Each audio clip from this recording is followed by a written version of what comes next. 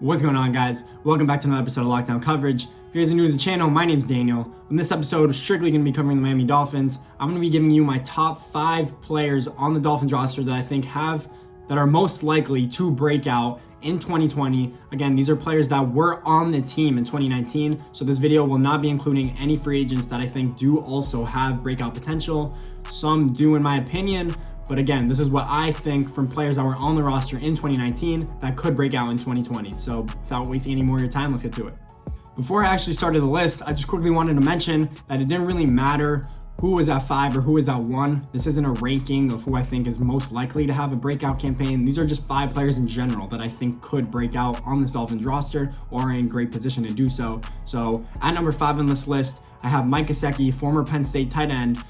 I guess Brian Flores actually realized what his skill set was, and Chad Osei, even though he's not the offensive coordinator for the Dolphins anymore, per head coach of the Jets, had no idea how to use him. You would think that he did because he's the one that drafted him. And he tried putting his hand in the dirt and blocking and doing routes from that spot, but that is not where you put him. Mike Gesicki is a mismatch nightmare. He finally showed that explosiveness with Ryan Fitzpatrick in that offense. He had a few crazy touchdowns, crazy grabs. He had over 500 yards receiving. I anticipate him to grow on that into 2020, especially with Ryan Fitzpatrick and them forming a bond that they did in 2019. That is what his skill set is. Putting him on the boundary or putting him in motion and realizing that you have a linebacker on him, that is what you want. Even a corner, a 6-foot corner and a 6'5" Mike Gesicki, that's a mismatch in my opinion. So that's who I have at number 5. I think he should continue his growth in 2020. At number 4, I have defensive tackle from Clemson, Christian Wilkins, who actually did have a pretty good rookie year, especially for the fact that he had no surrounding talent. His best player on the line was Taco Charlton, if that's what you want to say, or Devon Godshaw, who also should improve, but he's not on this list.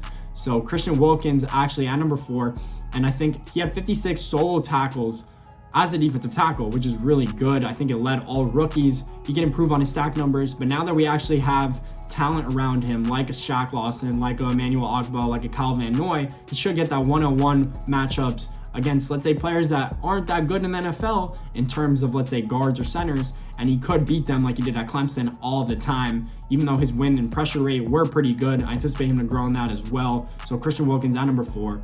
At number 3 on this list, I have Jerome Baker, kind of middle linebacker, even though we run a 3-4 scheme and he's kind of one of the 2 middle linebackers. I think he could do everything on the field. So I think that now we have good players surrounding him, with Byron Jones especially and Xavier Howard. It gives him more space to cheat on the boundaries. It gives him more space to analyze plays and mess up for the most part. If he has a few mess ups, but he can make really good plays, let's say interceptions or tackles for loss, those are the most important things. That is what ruins a drive, in my opinion. So Jerome Baker, I think, should continue. He is literally the definition of a modern day linebacker.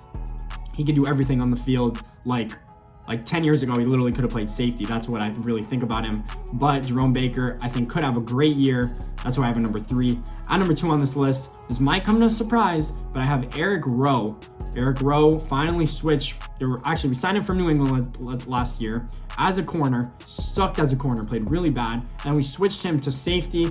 I would say more or less strong safety. Even though he's not an amazing tackler, he's still good enough to play that safety position. But he was a nightmare. We put him all over the field in terms of guarding tight ends, and he held tight ends to under a 60% passing completion, which is really good.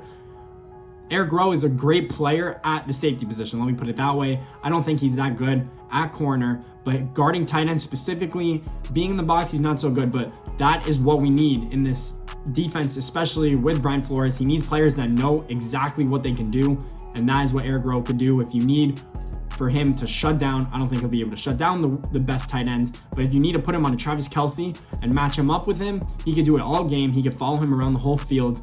So that is who I think will have a breakout year.